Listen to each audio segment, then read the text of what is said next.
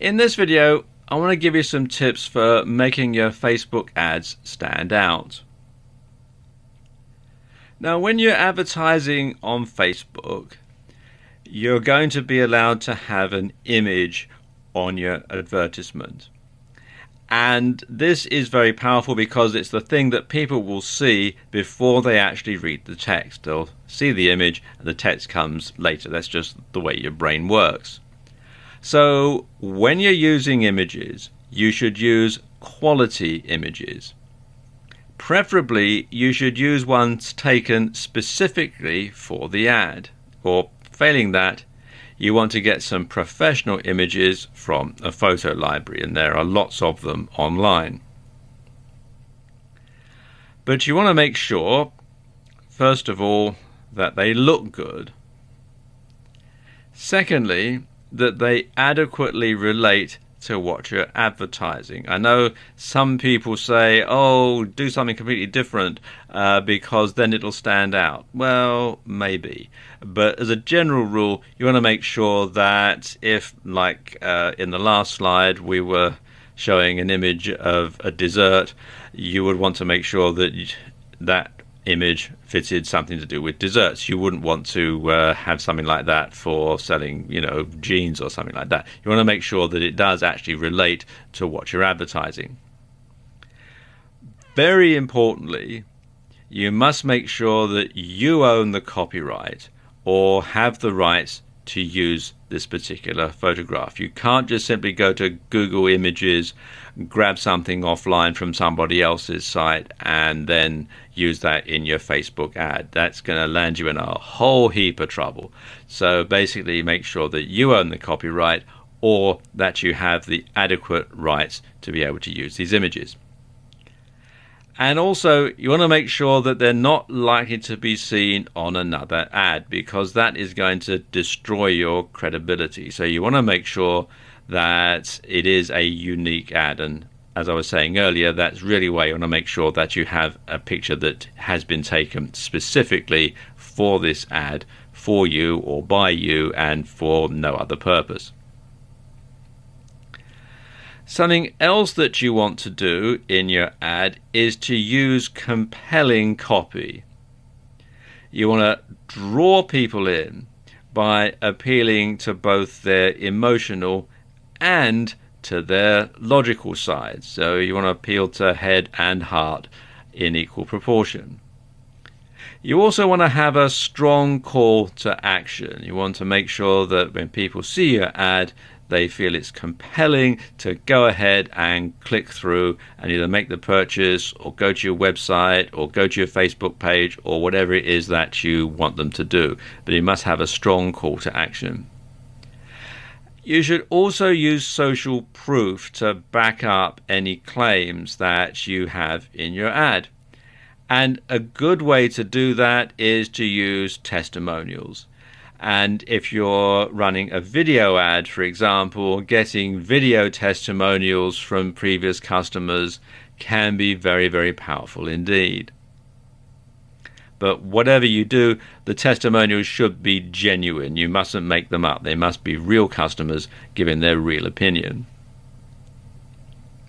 Now, some people say that you should put a question in the headline, because this draws people in and gets them reading the rest of the ad.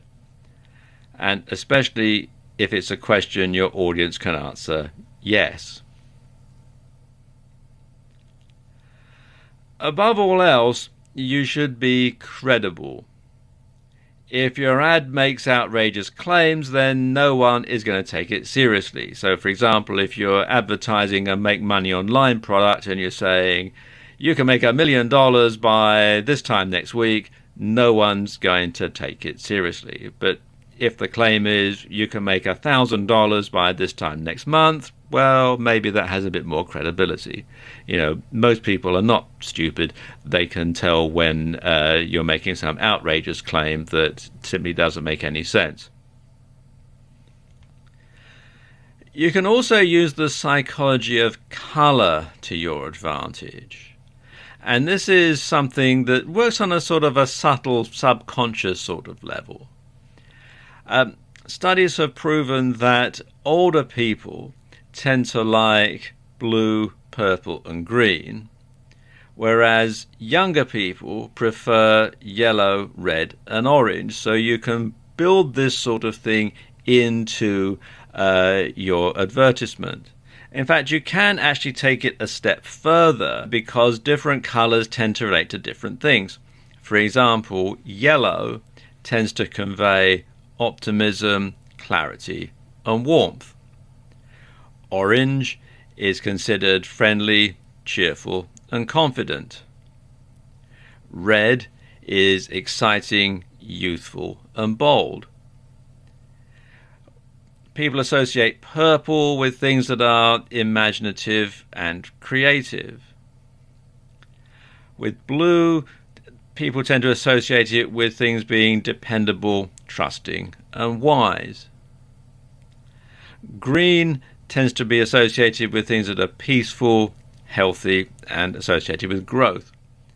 And grey is a balance, neutral, and calming. And if you think about it, if you think of big corporations, if you think of products that you go out and buy off your supermarket shelves, for example, look at the colouring of the packages, look at the colouring of the advertising, look at the colouring of company logos, and you can see the sort of message that they're trying to get across through the colours.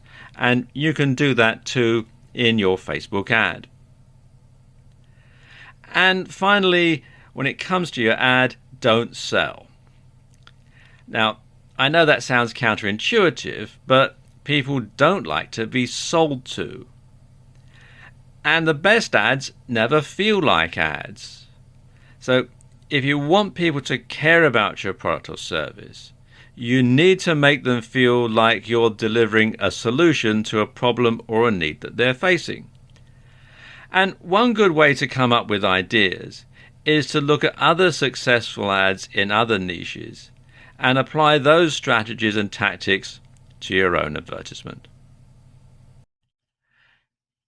Defining the objective of your Facebook ad is very important because the objective is going to set the pace for your entire advertising campaign. So everything else is going to be based around what your objective is. Now, some people get really puzzled and unclear about precisely what they want their Facebook ad to achieve. And you need to have a clear objective in mind for your ad. After all, if you don't know what you want, how do you know when you've got it? So you need to define this from the start. And actually, Facebook do make this very easy for you. So let me just give you an example here just to illustrate the point. Now, one potential objective would be to get direct conversions. And a conversion counts as someone going through the action that you want them to. So let's say the objective is someone clicking on your Buy Now button and buying your $10 ebook on the ultimate total body workout. And when the sale has gone through, that's a conversion. So it's making a direct sale from your website via a Facebook ad. Fairly straightforward.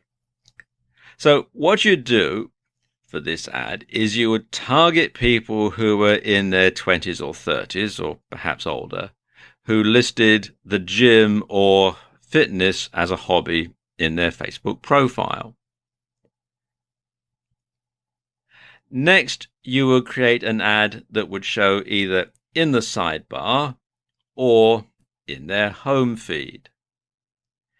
And in this ad, you will broadcast very clearly what it was you were selling and how much you were selling it for. So you will want to have a nice eye-catching ad. You'd want to have a picture of the ebook cover. You'd want to have a nice graphic, perhaps showing somebody working out like we did in the last slide. You will want to just sort of have something that would scream out to anybody who saw it that exactly what this ebook was about. So you could eliminate anybody who didn't want to buy it, you see, because this is where Facebook advertising can be a little different from other forms of advertising in terms of approach. Now, in the past, you might have learned to save the price until right at the end, after you've already convinced the person to learn all about your product and to buy. And this is known as the AIDA approach, which stands for awareness, interest, desire, action. Now, in pay-per-click marketing, because this is the version of Facebook marketing we're going to focus mostly on, you're trying to avoid clicks just as much as you're trying to encourage them. And you don't want people clicking on your ads unless there is some chance that they might be actually willing to buy. And this is very important. Otherwise, you're going to lose your ROI, which stands for return on investment, because obviously there is a cost every time somebody clicks on your ad. So you don't want people clicking on your ad, going through your website, reading about your ebook, thinking, no, this isn't what I want. I'm looking for an ebook on flower arranging or something like that, and then simply clicking away, because then you've lost that amount of money that it's cost you. So you want to make sure that it's an investment, not an expense. People click, you pay, but they go to your site and they like the ebook and they buy it. That's the ultimate objective. So you'll make your ad with a headline that very clearly says something like, get the ultimate total body workout ebook for just $10. And this technique will work because anyone who doesn't want an ebook or isn't prepared to pay $10 won't click. So if someone wants a video, they're not going to click. Someone wants a free ebook, they're not going to click. So this means you can afford to increase your CPC and have your ads seen more often. And it also means you increase your chances of being seen by someone who does potentially want to pay $10 for your ebook. In turn, that will increase the percentage of clicks that result in a conversion. Objective obtained. Now, exactly what the objectives of your Facebook advertising campaign are will impact heavily on the approach that you use, and will also be intertwined with everything from your cost per click to your maximum budget and to your ad design. Because obviously, if it's a $10 ebook, you don't want to pay more than $10 a click because you'll be losing money. And Facebook actually lets you set your goals right from the start. And the options that they give you are fairly wide-ranging and comprehensive. And these cover improving engagements of a post, getting more likes for your Facebook page, getting more clicks or leads for your website, getting more installs for an app, promoting your event or offer. And Facebook's evolving all the time, so they may have added more by the time you see this. Now, the more closely you define your objective, the greater your chance of achieving success with Facebook ads. Creating a cost-effective Facebook ad bidding strategy is incredibly important. Getting it wrong could leave you seriously out of pocket. One of the best things about PPC from the point of view of an advertiser is that it doesn't actually cost all that much each time someone clicks. As a rule, you generally pay only a few cents and up to, maybe $5 for clicks. And this means you have a fair margin for error when it comes to ROI, or return on investment.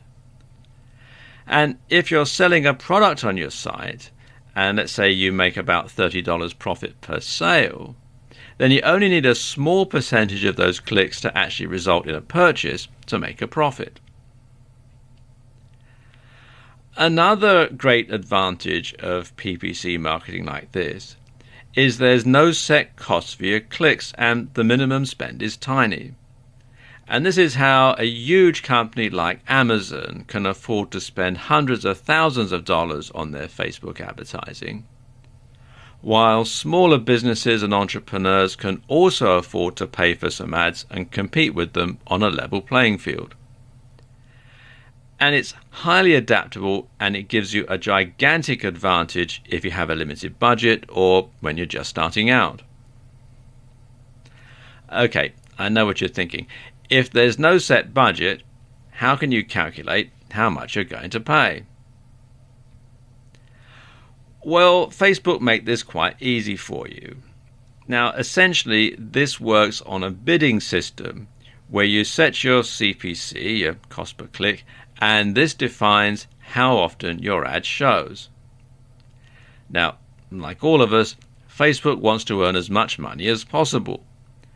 So the ads they show will be dictated by who is bidding the most. And each time there's a slot for an ad, all the relevant ones will be compared, and the ones which bid the highest will be shown the most often. But of course, it doesn't mean if you're paying lower, your ad won't be shown at all. It doesn't work that way. It's not like an auction. So let's say you're willing to bid $2 for each click. Well, chances are that your ad will be seen frequently, but it'll also cost you a lot.